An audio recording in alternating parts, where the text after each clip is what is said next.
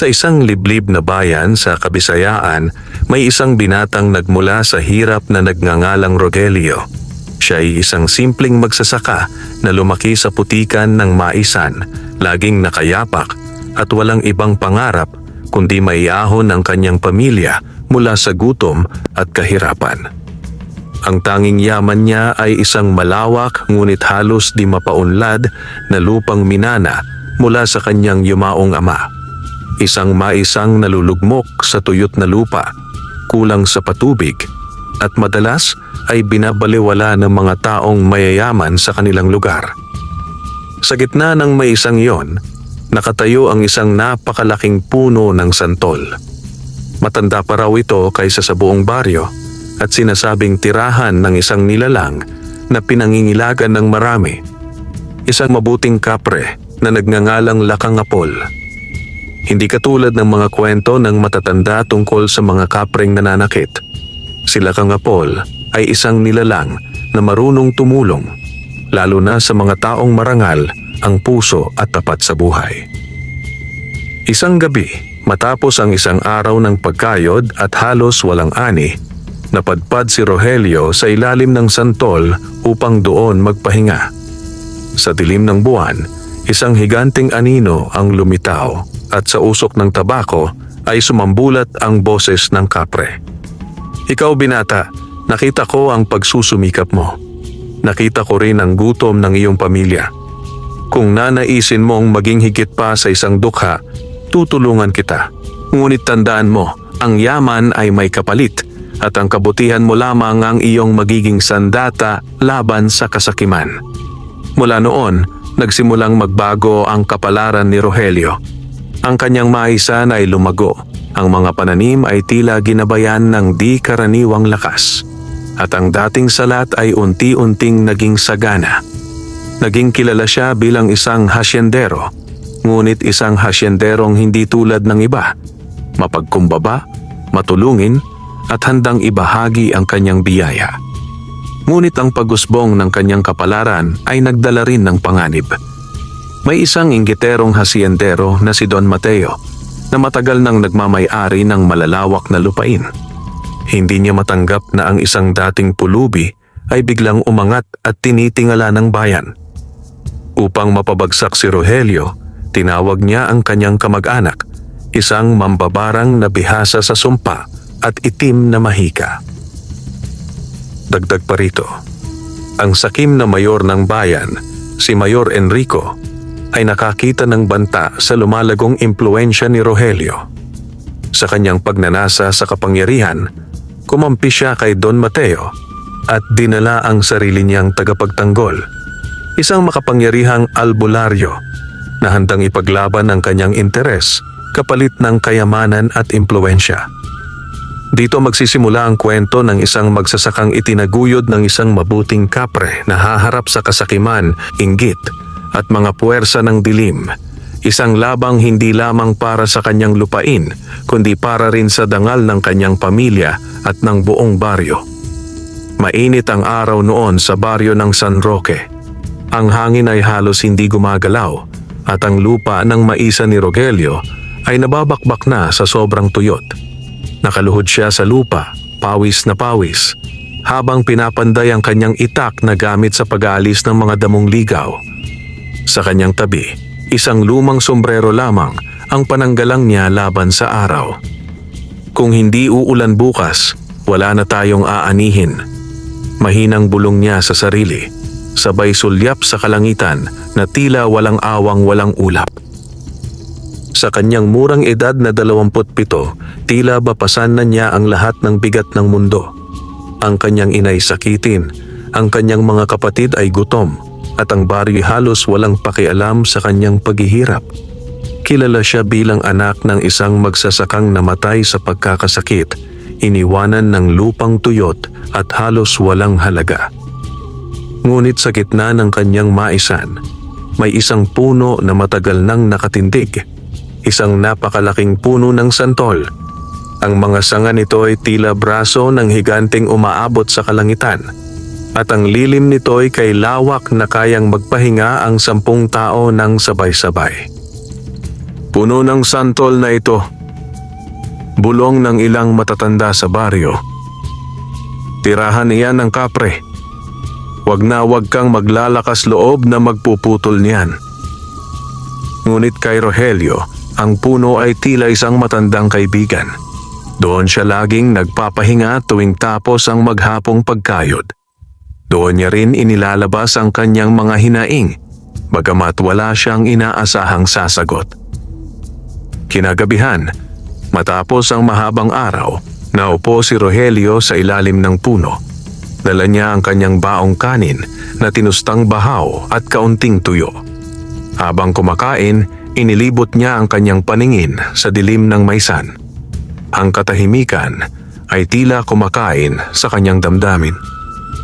Kung may Diyos na nakikinig, sana naman bigyan mo kami ng pagkakataon. Hindi ko na alam kung hanggang kailan ako makakapagtiis. Bulong niya. Bigla, may malamig na simoy ng hangin na dumaan. Ang mga dahon ng santol ay kumaluskos kahit walang ibang puno sa paligid ang gumalaw. Mula sa taas, bumaba ang usok na may amoy ng tabako. At sa dilim, lumitaw ang aninong napakalaki, may pulang mga mata at maitim na balat na parang uling. Nabitawan ni Rogelio ang kanyang plato. Nanigas ang kanyang katawan. Bakit? Halos hindi niya maipinta ang muka sa takot. Ngunit isang malalim at mabagal na tinig ang sumagot. Wala kang dapat ikatakot, binata. Ako'y silakang apol, ang bantay ng punong ito. Matagal na kitang minamasdan. Sa lahat ng dumaang nagmamay-ari ng lupang ito, ikaw lamang ang hindi umasta ng may kasakiman. Sa kabila ng gutom, hindi mo ninakawan ang iba. Sa kabila ng hirap, hindi mo sila sinisi. Halos hindi makapagsalita si Rogelio. Nanginginig ang kanyang boses. Bakit ipinapakita mo ang sarili mo sa akin? Ngumiti ang kapre at muling humithit ng tabako. Dahil ikaw ay karapat-dapat. Kung nanaisin mong baguhin ang iyong kapalaran, tutulungan kitang paunlarin ang iyong lupa.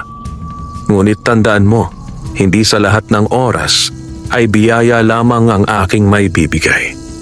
Kapag dumating ang araw na ikaw ay sinubok ng kasakiman ng tao, doon mo dapat ipakita ang iyong tunay na lakas. Hindi makapaniwala si Rogelio. Titutulungan mo ako? Kahit isa lang akong pulubi? Hindi kita tinutulungan dahil sa iyong yaman o kapangyarihan, kundi dahil sa iyong puso. Mula noon, nagsimula ang kakaibang pagbabago. Kinabukasan, ang mga tuyot na mais ay tila biglang nabuhay. Ang mga dahon ay nagkulay luntian at ang mga bungay nag-umpisang magsulputan. Ang lupa ay tila naging mas mataba at ang bawat butil ng mais ay nagmistulang gintong kayamanan. Nang makita ito ng mga taga-baryo, nagulat sila. Paanong ang lupang iyon na dati walang silbi, ngayon nag-uumapaw sa ani? Tanong nila sa isa't isa. Ngunit si Rogelio, alam niyang may lihim sa likod ng lahat ng ito, ang mabuting kapre sa ilalim ng puno ng santol. At sa unti-unting pag-usbong ng kanyang kapalaran, hindi rin niya alam na sa bawat tagumpay na kanyang matatamo ay may mga matang maiinggit at maghahangad na siya pabagsakin. Mabilis na kumalat sa buong baryo ang balita tungkol sa maisan ni Rogelio. Ang mga kapitbahay na dati nagngingisi sa kanyang paghihirap ay ngayon ay namamangha sa tuwing napapadaan sa kanyang bukid. Ang dati tuyot na lupa, ngayoy punong-puno ng luntian at malulusog na pananim. Ang mga mais ay halos kasing taas ng tao at ang bawat bungay mabigat at mahaba na para bang pinanday ng mga diwata. Hindi ako makapaniwala. Bulong ng matandang babae habang nakasilip mula sa bakod. Aba, tila ba ginamitan ng himala ang lupa niya? Kung tutusin, sabat naman ng isa pang lalaki. Kahit anong dilig at pataba, hindi mangyayari ito. May kakaiba sa likod ng biglang pagbabago. Ngunit sa kabila ng usapan ng mga tao, Patuloy lang si Rogelio sa pagtatrabaho. Hindi siya nagpakitang mayabang, bagkus ay mas lalo pang naging masikap. Sa bawat butil ng mais na kanyang naaani, lagi niyang naaalala ang mga salitang iniwan nila kang Apol, na ang kabutihan lamang ang magiging sandata laban sa kasakiman. Dumating ang araw ng pag-aani. Ang buong pamilya ni Rogelio, pati na ang ilang kapitbahay na malapit sa kanya, ay tumulong sa pag-ani ng napakaraming mais. Ang kanilang mga kamay ay mabilis na gumalaw, ngunit kahit buong maghapon silang nagtrabaho, tila walang katapusan ang mga mais na dapat putulin. Rogelio, sabi ng kanyang ina na nakaupo sa lilim ng puno ng santol, mula nang buhayin ng Diyos ang lupaing ito, tila ba binigyan ka ng bagong pag-asa. Ang iyong ama ay tiyak na natutuwa sa itaas. Napangiti si Rogelio at pinahid ang pawis sa kanyang noo. Hindi ko po ito magagawa kung wala ang ating pananampalataya at pagsisikap. At higit sa lahat, kung hindi rin ako tinutulungan ng mga taong naniniwala.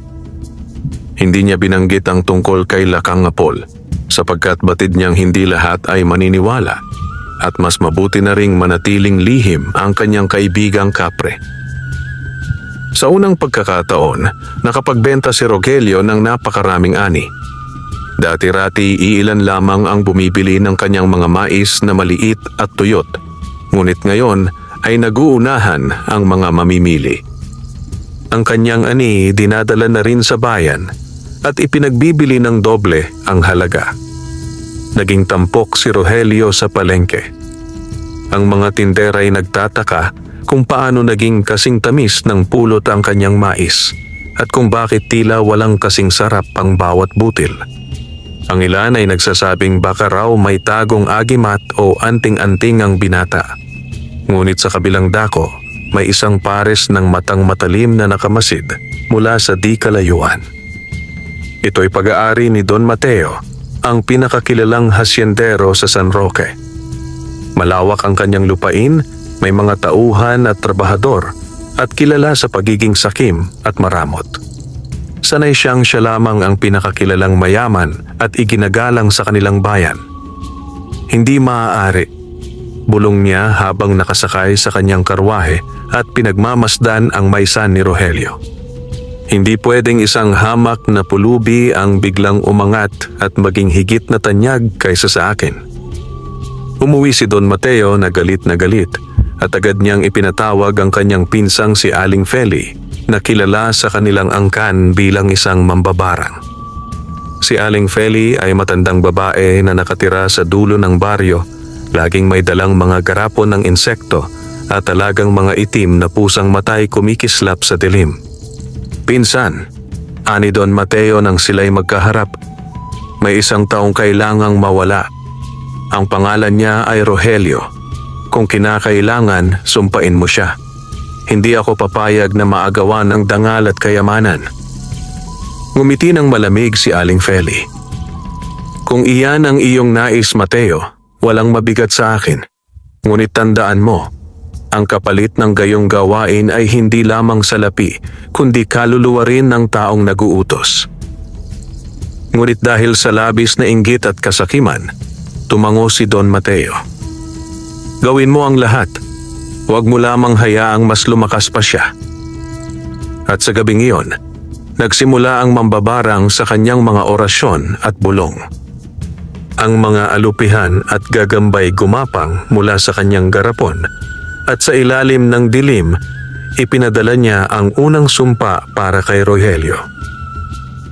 Samantala, si Rogelio ay mahimbing na natutulog sa ilalim ng santol. Hindi niya alam na isang madilim na kapalaran ang dahan-dahang gumagapang papalapit sa kanya. Ngunit sa likod ng lahat, nakabantay si Lakang Apol, nakaupo sa kanyang sanga at humihit-hit ng tabako. Hindi ka basta-basta matitinag, binata, bulong ng kapre sa hangin. Ngunit dapat kang maging handa sapagkat darating ang unos na mas malakas pa sa iyong naranasan. Matiwasay ang unang mga araw matapos ang anihan.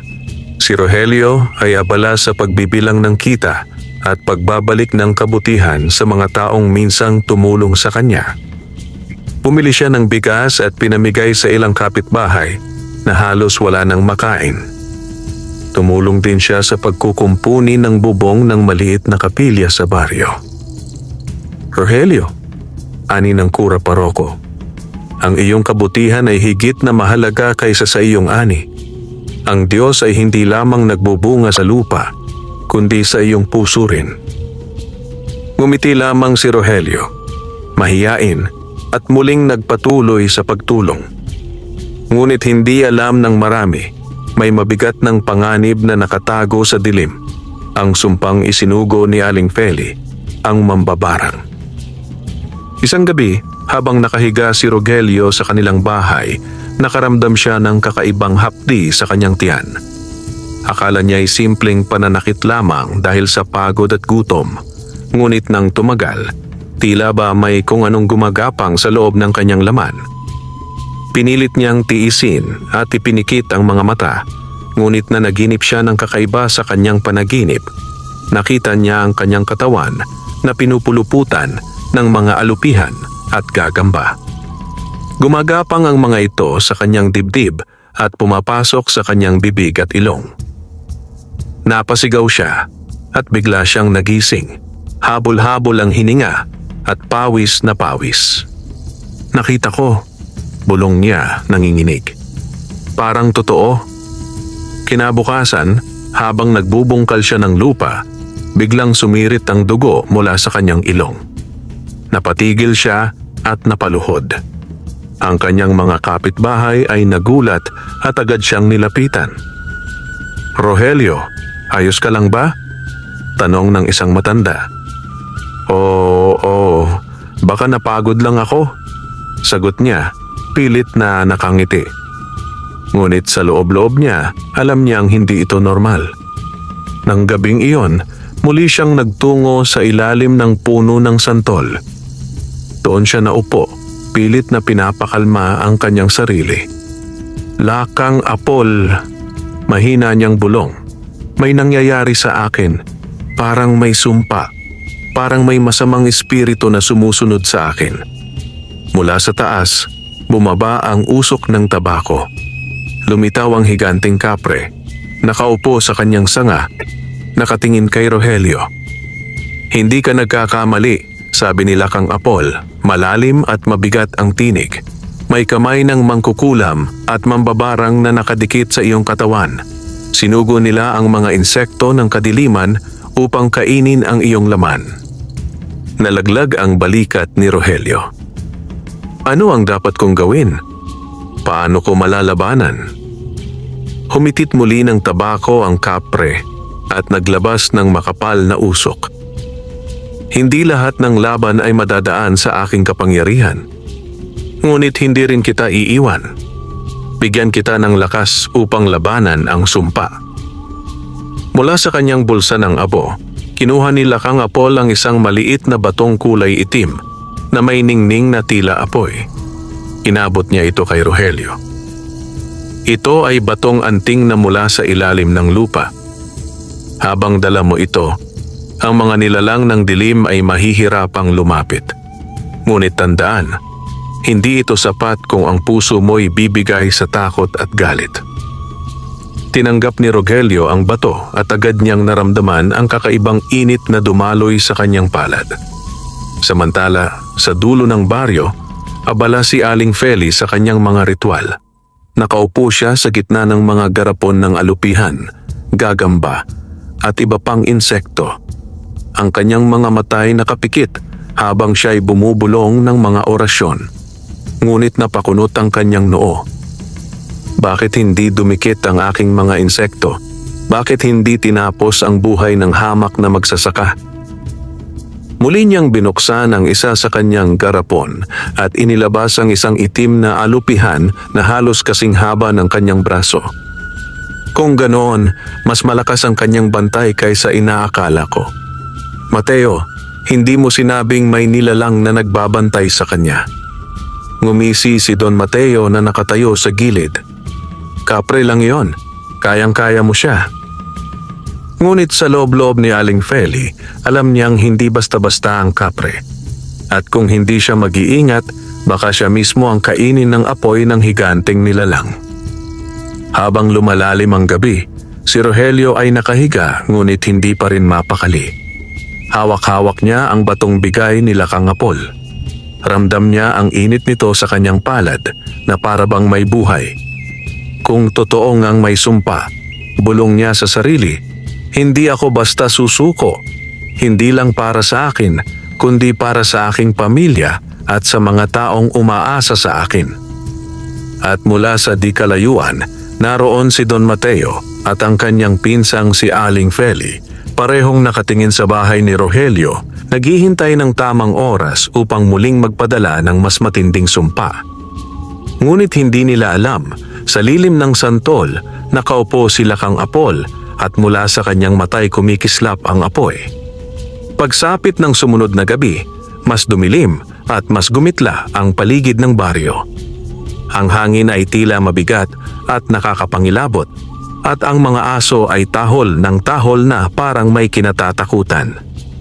Sa dulo ng baryo, sa loob ng kubong puno ng anino at halimuyak ng insenso, nagsimula na muli si Aling Feli sa kanyang masidhing ritual. Nakaupo siya sa gitna ng bilog na ginuhit mula sa abo at dugo ng manok. Nakapalibot sa kanya ang mga garapon ng alupihan, kuliglig, gagamba at iba pang makamandag na insekto. Ang kanyang mga matay nanlilisik at ang kanyang tinig ay nagbubulong ng mga salitang halos hindi maintindihan. Sa bisa ng mga espiritu ng dilim, ako'y humihingi ng lakas upang wasakin ang kalaban ng aking dugo't laman. Ipada ninyo ang inyong mga kampon upang pasukin ang katawan ng kaaway, kainin ang kanyang laman at sirain ang kanyang kaluluwa. Binuksan niya ang isa sa mga garapon at pinakawalan ng mga insekto. Ngunit hindi sila basta-basta gumapang sa sahig. Bagkus, nagmistula silang usok na naghalo-halo hanggang sa naging isang malaking itim na anino na may mga matang kumikislap.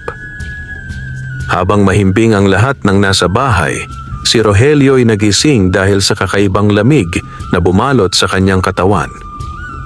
Nang dumilat siya, nakita niyang may gumagapang na itim na anino sa dingding, papalapit sa kanya. Ang mga mata nito ay tila nagbabaga sa dilim, at sa bawat paglapit, naramdaman niya ang pagbigat ng kanyang dibdib. Mabilis niyang kinuha ang batong bigay ni Lakang Apol at itinapat ito sa anino. Sa isang iglap, nagningning ito ng maliwanag na pula at ang anino'y umatras na tila nasusunog. Ngunit hindi ito tuluyang nawala. Bagkus, dumami pa at tila naging mga alupihan at gagambang gumagapang papunta sa kanya. Diyos ko! Bulong ni Rogelio, nanginginig ang kamay. Agad siyang tumayo at lumabas ng bahay, patakbo papunta sa puno ng santol. At doon, sa ilalim ng malamlam na buwan, humihit-hit ng tabako si Lakang Apol, tila ba alam na niya ang lahat ng nagaganap. Binata, malakas na tinig ni Lakang Apol. Ito na ang unang tunay na pagsubok.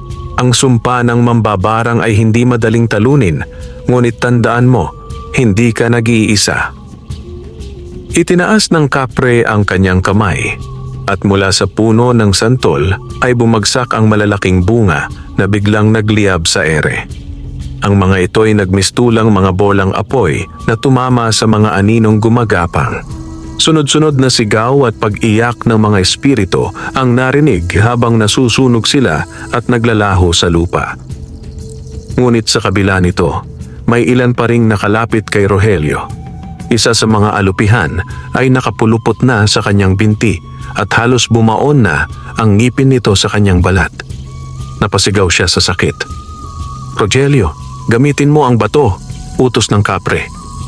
Mabilis niyang itinapat ang batong pula sa alupihan at sa iglap na iyon ay nasunog ito at naging abo. Ngunit ramdam niya ang panghihina. Tila ba ang paggamit ng bato ay kumukuha ng lakas mula sa kanyang katawan. Samantala, sa kanyang kubo, biglang napaatras si Aling Feli.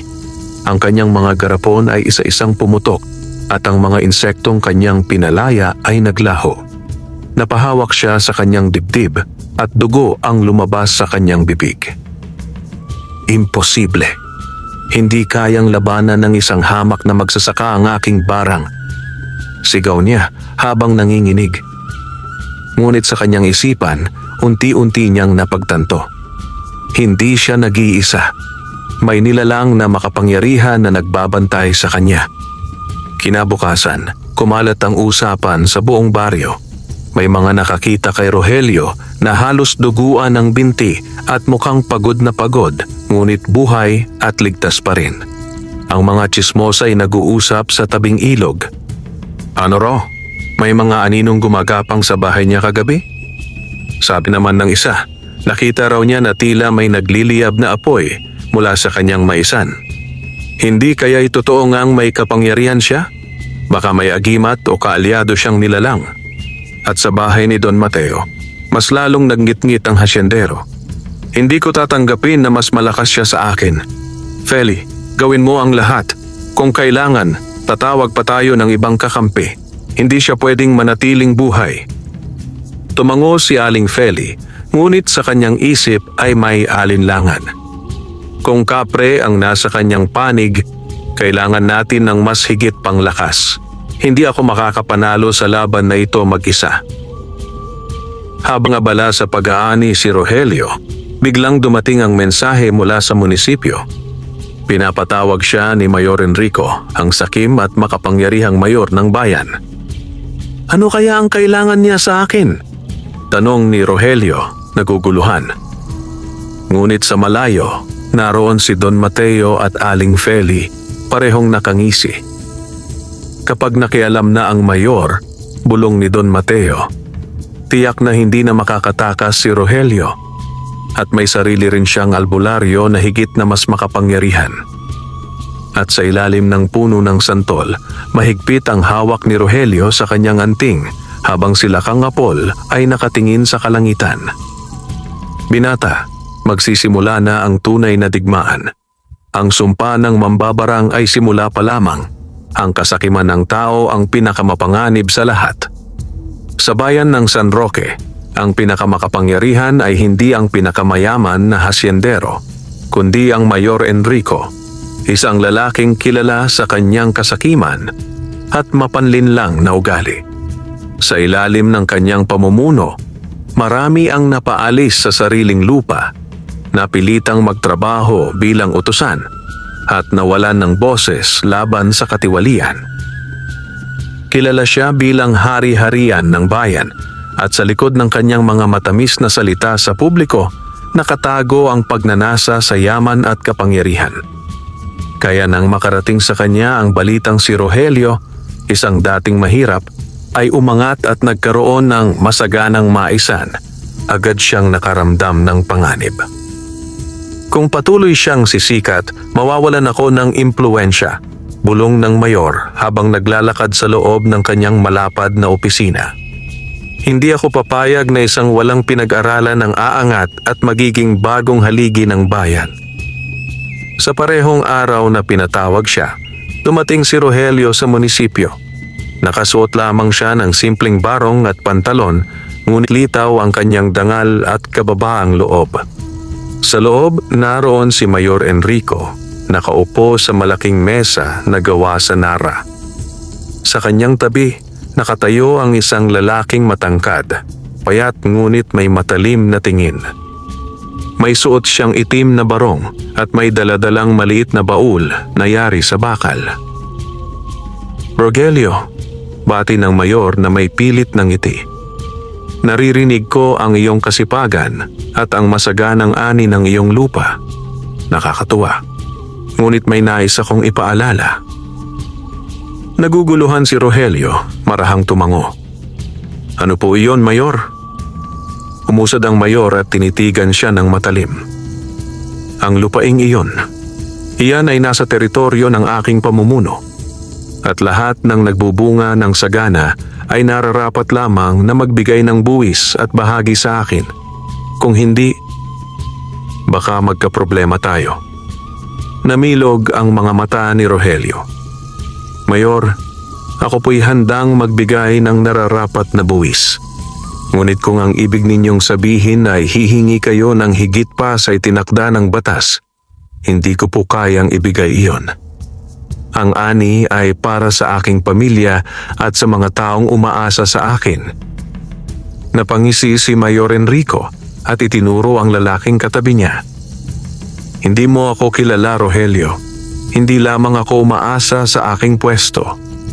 Mayroon akong kakampi na mas higit pa sa iyong kapre. Siya si Mang Celso, ang aking albularyo. Tumindig si Mang Celso at dahan-dahang binuksan ang baul. Mula ron ay naglabas siya ng mga anting-anting, mga botelya ng langis, at mga papel na may nakasulat na lumang orasyon. Tumayo siya sa gitna ng silid at nagsimulang bumigkas ng mga salitang matatalim. Sa isang iglap, lumamig ang paligid. Ang mga ilaw sa kisame ay nagpatay-sindi at ang hangin ay tila naging mabigat. Mula sa sahig ay umusbong ang isang maliit na itim na apoy na hindi kumikislap kundi parang sumisipsip ng liwanag. Nakikita mo ito? Bulong ni Mang Celso. Ito ang kapangyarihan ng apoy ng ilalim. Kung hindi ka susunod sa aming kagustuhan, ang iyong lupa'y mauuwi sa abo at ikaw ay magiging alipin ng iyong sariling anino. Natigilan si Rogelio, ngunit agad niyang hinawakan ang batong ibinigay ni Lakang Apol. Ramdam niya ang init nito sa kanyang bulsa, tila sinasabi sa kanya na huwag matakot. Mayor, iginagalang ko po ang inyong posisyon, ngunit hindi ako magpapasindak. Ang aking ani ay hindi ninyo maaaring angkinin. Pinaghirapan ko ito. At ito'y kaloob ng may kapal. Hindi ako magsisilbi sa kasakiman ninyo. Sa sobrang tapang ng kanyang sagot, natigilan si Mayor Enrico. Ngunit bago pa siya makapagsalita, biglang ngumisi si Mang Celso. Kung gayon, bulong ng albularyo, handa ka na bang lumaban sa akin?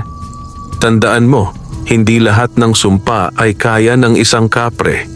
At ako, hindi lamang barang ang hawak ko, kundi apoy at hangin ng mga espiritu ng ilalim. Nang makaalis si Rogelio sa munisipyo, kumalat agad sa baryo ang balita. Ang ilan ay humanga sa kanyang tapang, ngunit marami rin ang natakot. Ano ang laban niya sa mayor?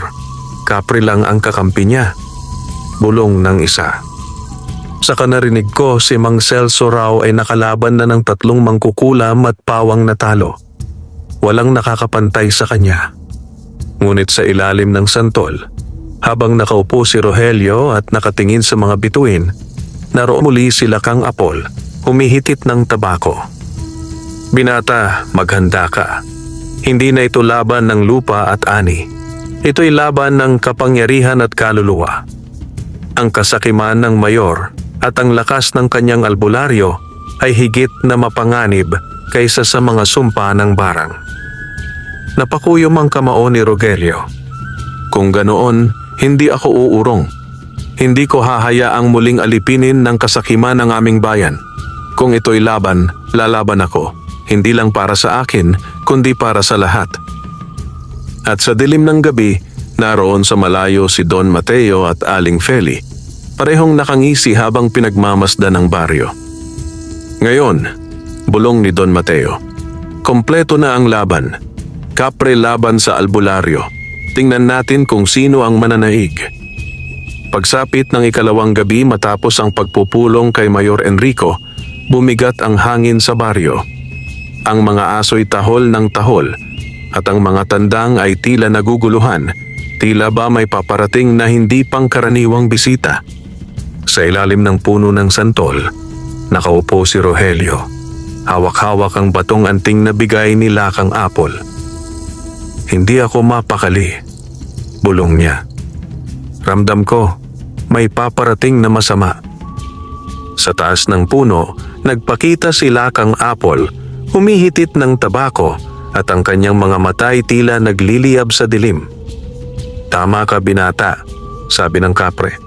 Hindi na ako magtataka kung ngayong gabi susubukan ka nilang buwagin. Huwag kang matakot, kasama mo ako.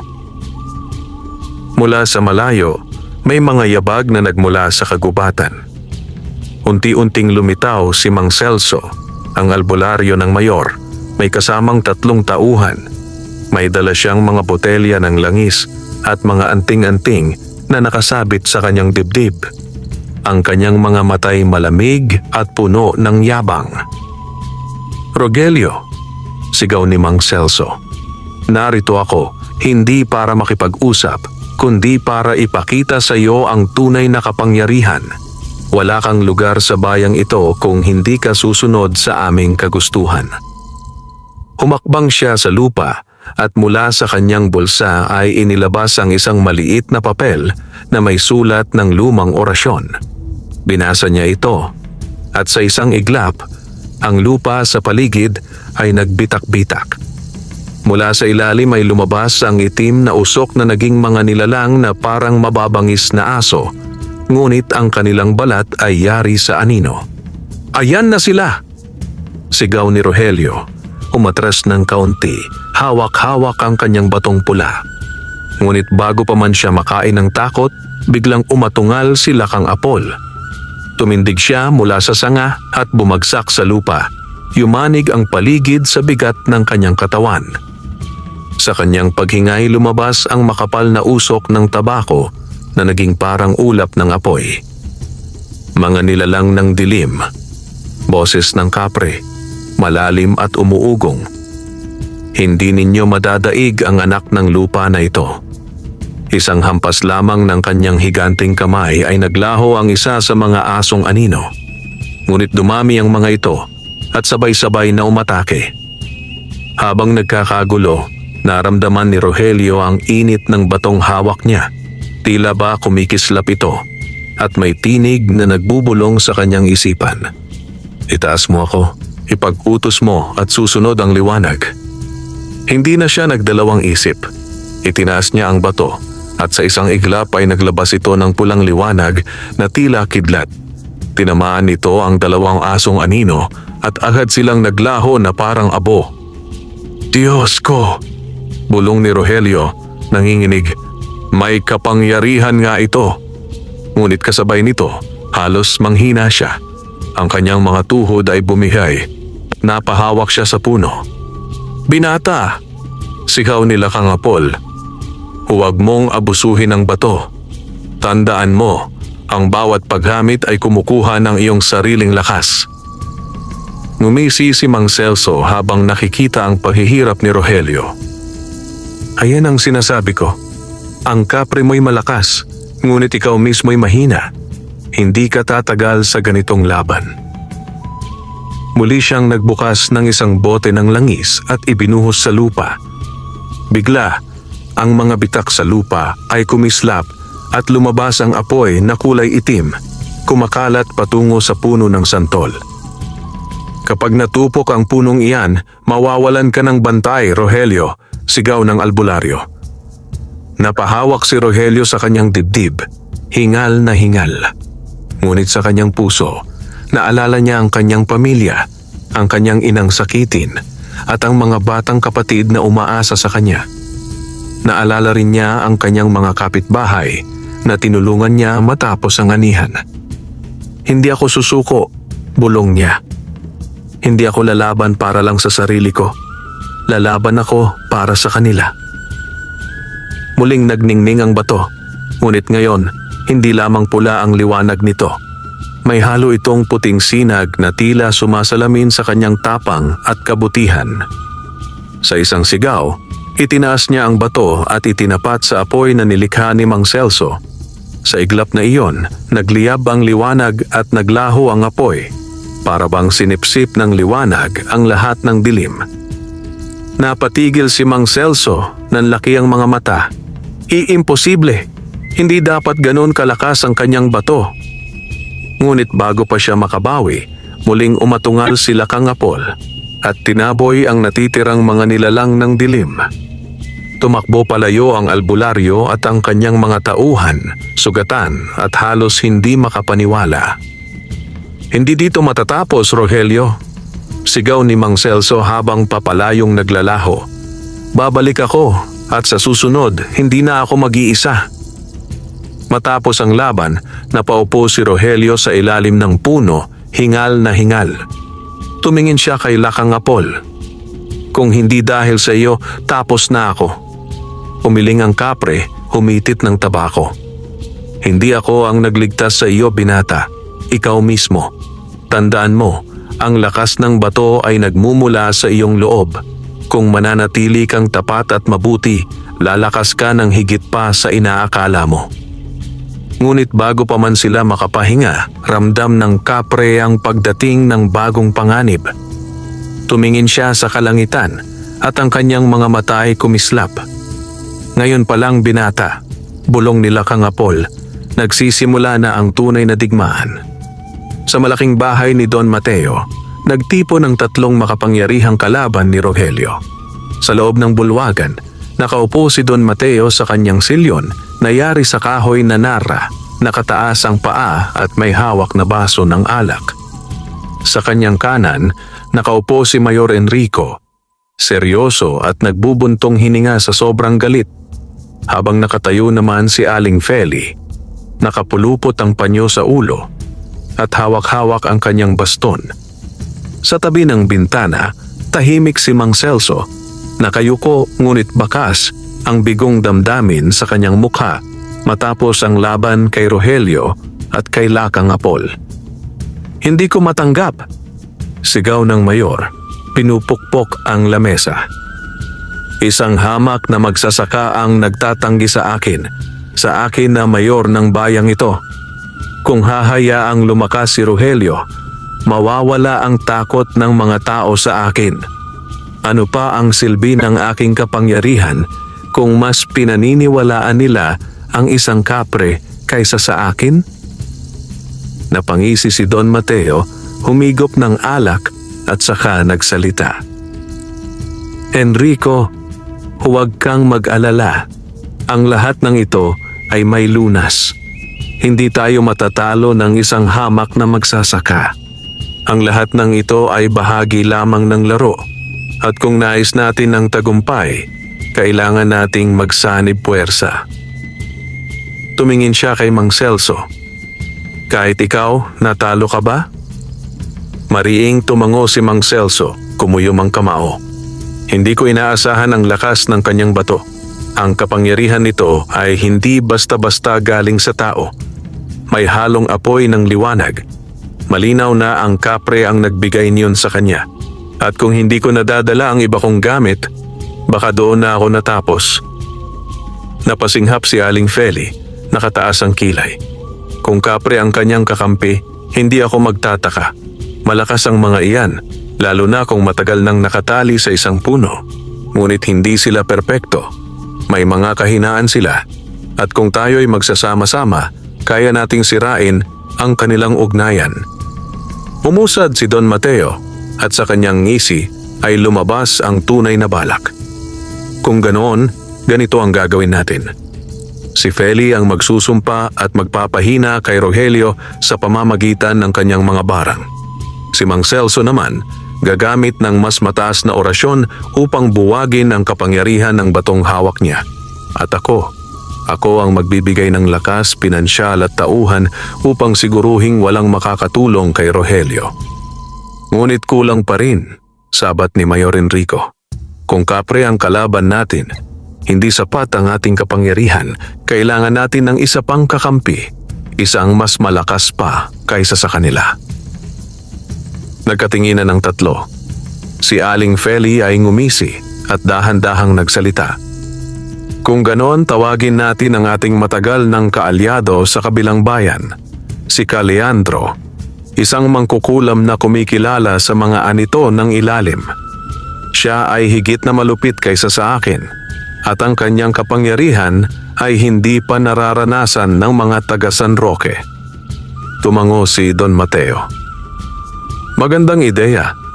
Kung siya'y ating madadala rito, tiyak na mababalot ng takot ang buong baryo. At kung si Rogelio ay tatayo laban sa atin, dudurugin siya ng sariling bayan na ating paiikutin. Samantala, sa baryo, nagsimulang kumalat ang iba't ibang tsismis at takot. May mga nagsasabing Nakita raw nilang lumalaban si Rogelio sa mga nilalang ng dilim, habang ang iba na may natatakot na baka siya mismo'y may kasunduan sa mga halimaw. Ano kung siya'y may kapre? Bulong ng isang matanda. Baka sa huli, tayo rin ang kanyang patayin. Ngunit may ilan ding naniniwala sa kanya. Hindi totoo iyon, sagot ng isa. Si Rogelio ang tumulong sa atin noong wala tayong bigas. Kung siya'y masama, hindi niya gagawin iyon. Nahati ang baryo sa dalawang panig. May naniniwala at may natatakot. At ito ang gustong makita ni na Don Mateo, Mayor Enrico at Aling Feli. Ang pagkawatak-watak ng tiwala sa isang tao na siyang magiging pinakamalakas na sandata ni Rogelio laban sa kanila.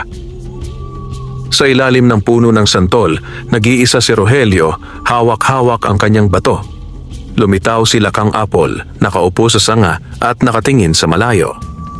Binata, aniya, ramdam ko ang mas mabigat na kapangyarihan na papalapit. Ang iyong mga kaaway ay hindi titigil. Hindi na lamang ito laban ng mga anino at barang. Sa susunod na mga araw, ang mismong bayan ay susubukan nilang baluktutin laban sa iyo. Kapag dumating ang oras na iyon, tandaan mo, hindi sapat ang kapangyarihan. Ang pinakamahalagang sandata mo ay ang tiwala ng mga taong pinaglilingkuran mo. Napakuyom ang kamao ni Rogelio. Kung ganoon, hindi ako lalaban para lang sa sarili ko. Lalaban ako para ipagtanggol ang mga taong naniniwala sa akin. Kahit buong bayan pa ang kalabanin ko, hindi ako uurong.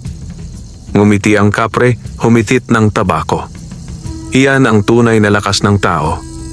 Ngunit sa dilim ng gabi, sa dulo ng kagubatan, naroon na ang anino ng paparating na bagong kaaway. Si Caleandro, ang mangkukulam ng kabilang bayan, dala ang kanyang mga anito at itim na orasyon. Madaling araw, bago pa sumikat ang araw, dumating sa baryo ng San Roque ang isang kakaibang presensya.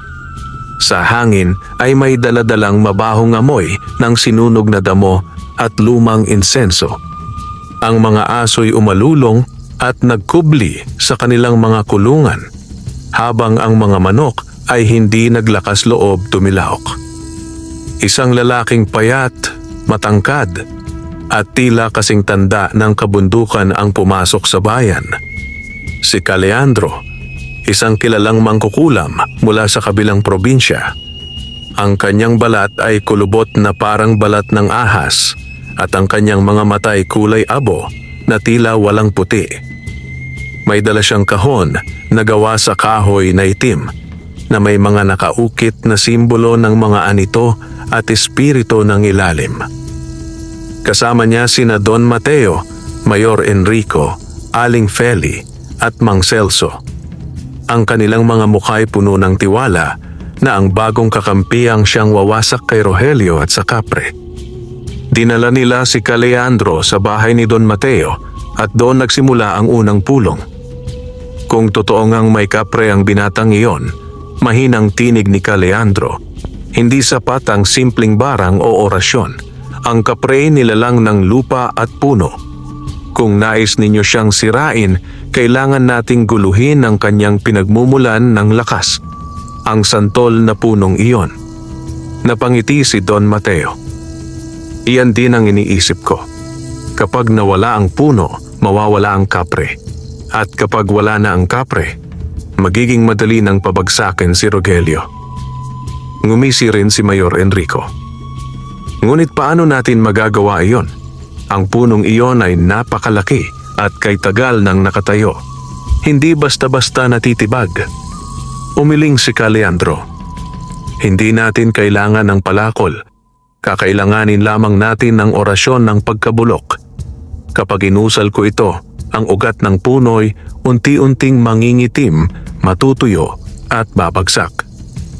Napangisi si Aling Feli, sabay sabing, at sa oras na iyon, ang kaprey mawawalan ng katawan. Siya ay magiging abo na lamang sa hangin. Habang nagbabalak ang kanilang mga kaaway, si Rogelio na may abala sa pagtulong sa kanyang mga kabaryo. Ngunit napansin niyang dumarami ang mga matang nakatingin sa kanya nang may pagdududa. Hindi ba't siya ang dahilan kung bakit dumami ang mga kakaibang pangyayari sa baryo? Bulong ng isang matanda. Ano kung totoo ngang may kapre siyang kakampi? Baka isang araw, tayo naman ang lamunin ng nilalang na iyon. Sagot ng isa. Nadidinig ito ni Rogelio at unti-unti niyang naramdaman ang bigat ng kawalan ng tiwala. Sa kanyang puso, parang mas masakit pa yon kaysa sa sumpa o laban. Kinagabihan, muli siyang nagtungo sa ilalim ng santol. Doon, muling lumitaw si Lakang Apol, nakaupo sa sanga, humihit-hit ng tabako. Ngunit sa pagkakataong ito, mabigat ang ekspresyon ng kapre. Binata, anya, nararamdaman ko ang isang puwersa na mas higit pa sa lahat ng nakaharap natin. Paparating ang mangkukulam na tinatawag nilang Kaleandro. Siya'y hindi ordinaryo, kundi isa sa mga pinakamatandang naglilingkod sa anito ng dilim. Natigilan si Rogelio. Kung ganoon, ano ang dapat kong gawin? Hindi ko kayang pabayaan ang baryo, ngunit kung sila mismo ang tatalikod sa akin, paano ko sila maipagtatanggol? Humitit ng tabako si Lakang Apol at mula sa usok ay bumuo ng imahe ng isang bilog na apoy. Tandaan mo, hindi lahat ng laban ay kayang gampanan ng kapangyarihan lamang. Kailangan mong ipakita sa kanila na ang iyong layunin ay hindi kasakiman, kundi kabutihan. Kung sila'y maniniwala sa iyo, mas lalakas ang bato sa iyong kamay. Napakuyom ng kamao si Rogelio. Kung ganoon, lalaban ako hindi lang para sa akin o sa iyo, Lakang Apol. Lalaban ako para ipakita sa kanila na hindi ako alipin ng dilim, kundi anak ng lupa na handang ipagtanggol ang bayan. Kinabukasan, habang abala ang lahat sa kanilang gawain, isang itim na ibon ang biglang bumagsak sa gitna ng baryo. Nabali ang pakpak nito, ngunit mula sa bibig ng ibon ay lumabas ang isang tinig na nakakatindig balahibo. Rogelio, ako si Kaleandro. Ang iyong kapre ay mawawala at ikaw ay magiging abo. Pagdating ng 3 gabi mula ngayon, babagsak ang punong pinagkukunan ng iyong lakas. Nagtilian ang mga tao at marami ang natakot. Ang ilan ay agad na tumakbo palayo sa maisan ni Rogelio at ang iba na may nagbuntong hininga. Kung ganoon, delikado nga siya, sabi ng isa. Baka madamay pa tayo sa kanyang laban. Ang puso ni Rogelio ay halos mabiyak sa sakit ng nakikita, ngunit pinatibay niya ang kanyang loob. Kung 3 gabi ang binigay niya, bulong niya, 3 gabi kung paghahandaan ang laban. At sa ilalim ng santol, muling nagningning ang batong anting sa kanyang kamay, tila tumutugon sa kanyang panata. Lumipas ang 2 gabi na puno ng kaba at pangamba sa buong baryo. Ang mga tao ay tila hindi na makatulog ng mahimbing. Ang iba'y nagdasal sa kapilya, habang ang ilan na may nagkulong sa kanilang bahay, nagbabaka sakaling hindi sila madadamay sa banta ni Kaleandro. Ngunit kay Rogelio, bawat gabi tila isang bangungot. Sa ilalim ng santol, hindi siya umaalis, laging nakabantay. Kasama niya si Lakang Apol, ngunit kahit ang kapre ay hindi mapakali. Ang mga mata ng higante ay laging nakatitig sa lupa, wari nararamdaman ang dahan-dahang pagkabulok ng kanyang pinagmumulan ng lakas. Sa 3 gabi, bago sumapit ang hating gabi, biglang umuga ang lupa. Ang mga ugat ng santol ay nagbitak-bitak at mula rito ay lumabas ang maitim na usok. Ang mga dahon ng puno ay isa-isang nalanta at nalaglag, parang hinipan ng hangin galing sa libingan. Rogelio, sigaw ni Lakang Apol habang bumababa mula sa kanyang sanga.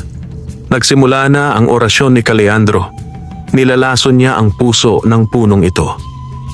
Napaatras si Rogelio, nanginginig habang hawak-hawak ang kanyang anting. Paano ko siya mapipigilan?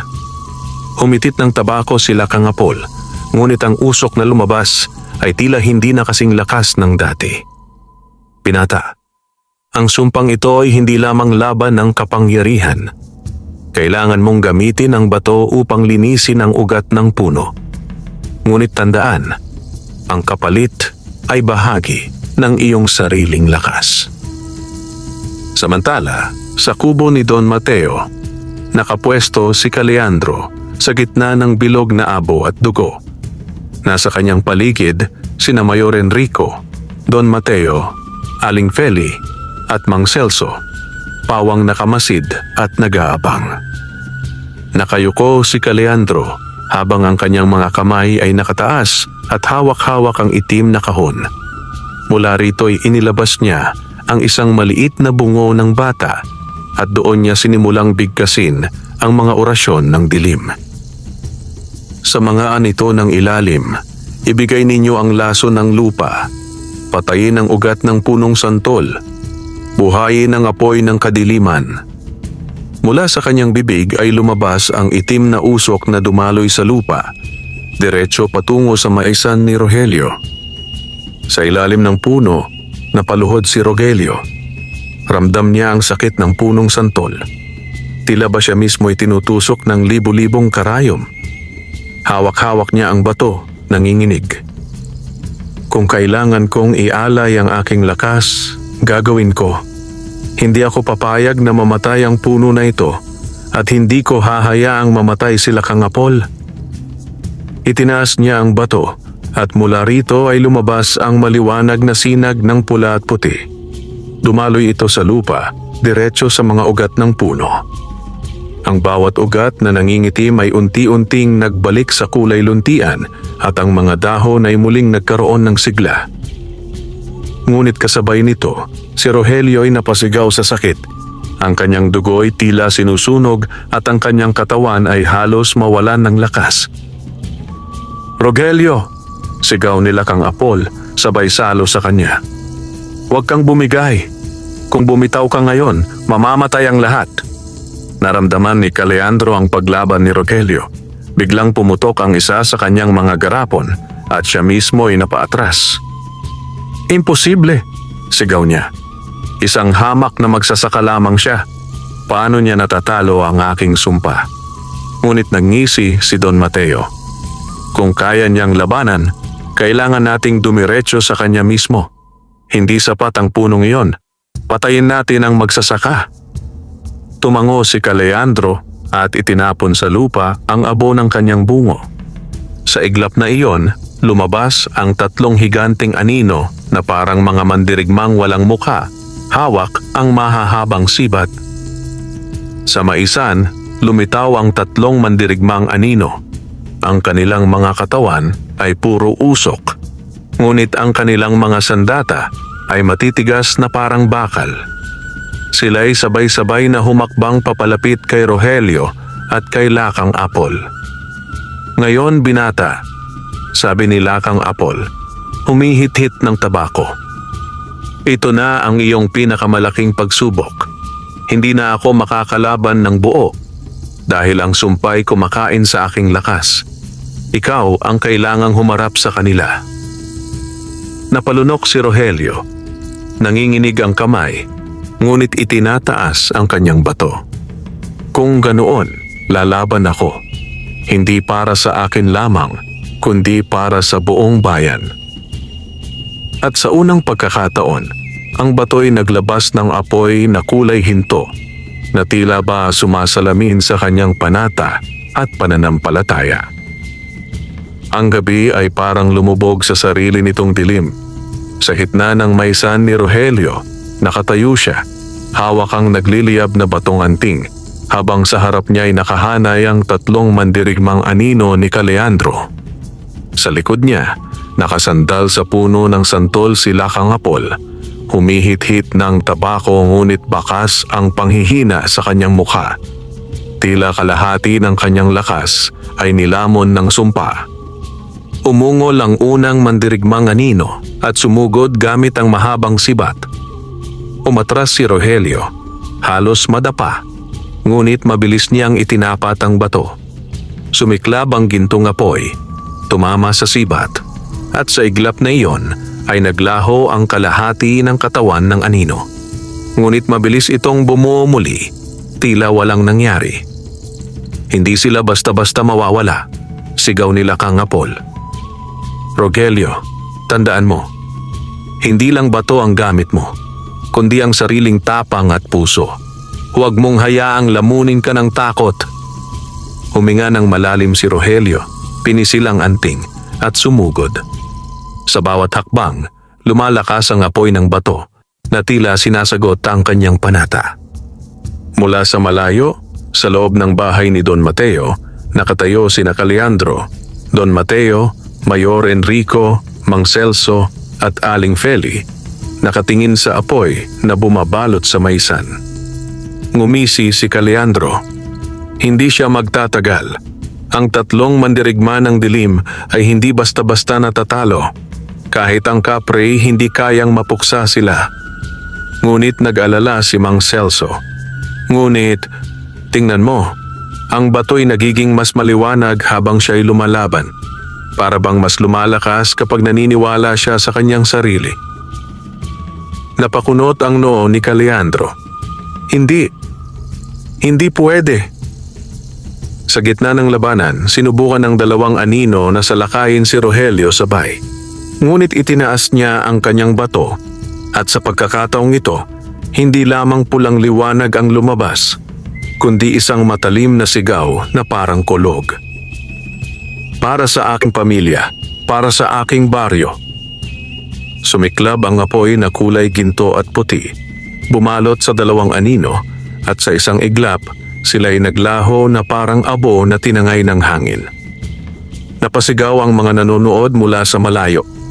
Si Rogelio, nakakalaban siya. Ang mga taong kanina'y puno ng takot ay unti-unting nagsimulang maniwala. Nanatili ang huling anino, ang pinakamalakas, hawak ang sibat na may apoy na itim. Umatake ito at tinamaan si Rogelio sa balikat. Napasigaw siya sa sakit at ang dugo'y tumulo sa lupa. Halos matumba siya, ngunit agad siyang sinalo ng liwanag ng bato. Hindi pa ako tapos, sigaw niya at sa lahat ng lakas na natitira, itinapat niya ang bato sa anino.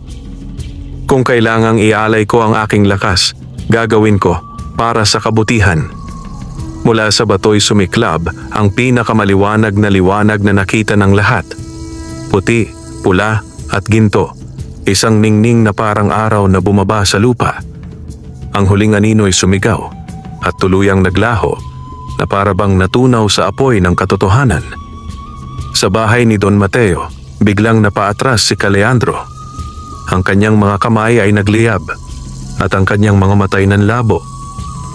Hindi maaari. Ang kanyang puso'y mas malakas pa kaysa sa aking mga anito. Isang malakas na apoy ang biglang sumabog mula sa direksyon ng maisan. Tumama sa kanya.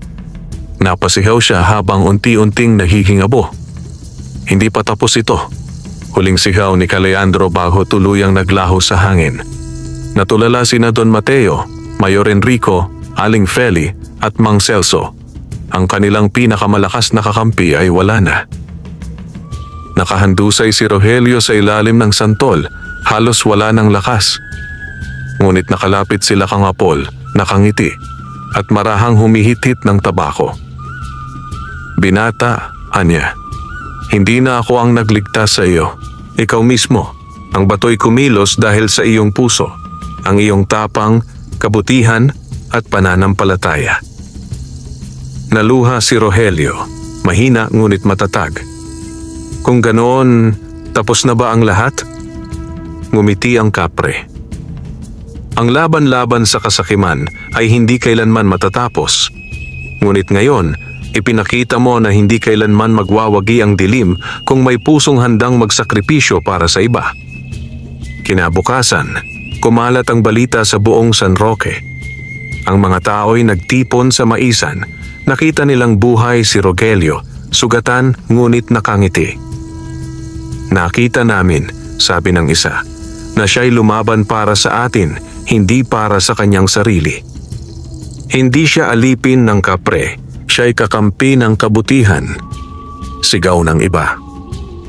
Mula noon, nagbago ang tingin ng mga tao. Si Rogelio ay hindi na lamang isang magsasaka, kundi isang tunay na pinuno na handang magsakripisyo. Ang kanyang maisan ay naging simbolo ng pag-asa at ang punong santol ay nanatiling matatag kasama ang kapreng sila Kangapol na patuloy na nagbabantay. Samantala, sina Don Mateo, Mayor Enrico, Aling Feli at Mang Celso ay nagkubli sa hiya. Ang kanilang kasakiman ay nabunyag at ang mga tao'y unti-unting tinalikuran sila. Sa huli, habang nakaupo si Rogelio sa ilalim ng puno ng santol, tinitingnan ang paglubog ng araw, nagsalita sila Kangapol.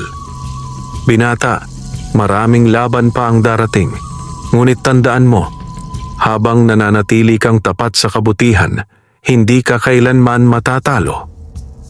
At sa usok ng kanyang tabako, tila bumuo ng imahe ng isang malawak na bukirin na luntian, sagana at puno ng mga taong masaya. Isang pangitain ng kinabukasan na pinaghirapan at ipinaglaban ni Rogelio. Lumipas ang mga linggo matapos ang matinding labanan sa baryo ng San Roque. Ang mga tao na dati hati ang pananaw kay Rogelio, ngayon ay nagkakaisa sa pagkilala sa kanya bilang isang tunay na haligi ng kanilang komunidad. Sa bawat pagtitipon sa kapilya, lagi siyang binabanggit ng kura paroko, hindi bilang mayamang hasyendero, kundi bilang huwaran ng kabutihan at katatagan. Hindi na muling nagpakita si Caleandro. Ang kanyang aboy tila tinangay ng hangin at ang kanyang pangalan ay naging alamat na lamang ng takot. Sa tuwing may magtatanong, ang matatanda ay magbubulong. Siya ang mangkukulam na tinalo ng isang magsasakang may pusong dalisay. Si Aling Feli, na minsang kinatatakutan sa kanyang barang, ay bumagsak ang lakas matapos masunog ang kanyang mga garapon sa gabing iyon. Hindi na siya muling nakapanakit. Sa huli, namuhay siyang mag-isa at ang mga taong minsang inaalipin ng kanyang kulam ay hindi na muling lumapit. Si Mang Celso, ang albularyo ng mayor, ay tuluyang tinalikuran ng kanyang amo matapos ang pagkatalo. Nawalan siya ng dangal at umalis sa San Roque dala ang kanyang baol ng orasyon. Wala nang nakabalita kung saan siya napadpad, ngunit may bulong-bulungan na siya'y namuhay bilang isang payak na manggagamot sa ibang bayan, tinanggalan ng yabang ng pagkatalo. Si Don Mateo, ang inggiterong hasyendero, ay nawalan ng impluensya. Ang kanyang mga tauhan at magsasakay lumipat kay Rogelio na mas patas at mapagbigay. Sa kalaunan, siya'y namuhay sa sariling hasyenda na halos walang laman, kinakain ng konsensya at inggit hanggang sa kanyang pagtanda. At si Mayor Enrico, na dati kinatatakutan ng buong bayan, ay nahubaran ng maskara. Ang kanyang kasakiman ay nabunyag sa lahat at ang mga tao'y unti-unting tumalikod sa kanya. Sa susunod na halalan, wala na siyang nanalong boto at siya'y napilitang lisanin ang San Roque. Samantala, ang baryo ng San Roque ay sumigla. Ang maisan ni Rogelio ay naging sagana at hindi lamang siya ang nakinabang. Ibinahagi niya ang kanyang kaalaman at ani sa iba. Natuto ang mga magsasaka ng tamang pagtatanim at pagkalinga sa lupa. Ang baryo ay unti-unting nakilala sa buong probinsya bilang lugar ng kasaganaan. Ang puno ng santol ay nanatiling nakatayo, matatag at luntian, at sa lilim nito ay nagtitipon ang mga tao para magpahinga o magpulong. Hindi na nila ito itinuring na puno lamang, kundi isang sagradong bantay ng kanilang komunidad. Bilang bagong hasyendero, hindi ginamit ni Rogelio ang kanyang yaman para sa sariling luho. Nanatili siyang simple, naninirahan pa rin sa kanilang lumang bahay na inayos lamang para maging matibay. Laging bukas ang kanyang mga kamay sa mga nangangailangan at ang kanyang pangalan ay naging kasing kahulugan ng pag-asa at kabutihan. Madalas siyang magpunta sa ilalim ng santol, nakikipag-usap kay Kangapol. Doon siya humihingi ng payo at doon din siya nagpapasalamat sa bawat biyayang natatanggap. Isang gabi, habang nakaupo si Rogelio sa lilim ng puno, nagsalita sila kang Apol. Binata, hindi, Ginoo na ngayon. Natupad mo na ang iyong papel. Pinatunayan mong ang tunay na kayamanan ay hindi nakikita sa ginto kundi sa puso at gawa. Ngunit tandaan mo, hindi dito nagtatapos ang iyong laban. Ang kasakiman at dilim ay laging babalik sa iba't ibang anyo. At kapag nangyari iyon, ikaw at ang mga susunod na henerasyon ang dapat tatayo. Napangiti si Rogelio, tumingin sa mga bituin at mahigpit na hinawakan ang kanyang bato. Kung ganoon, hanggat may liwanag sa aking puso, hindi ako matatakot. Ako'y magsasaka, ako'y hasyendero, ngunit higit sa lahat, ako'y anak ng bayang ito at hindi ko hahayaang lamunin tayo ng dilim. Ngumiti ang kapre, humitit ng tabako, at mula sa usok ay bumuo ng imahe ng isang malawak at luntiang bukirin, punong-puno ng ani at masayang tao. Kara,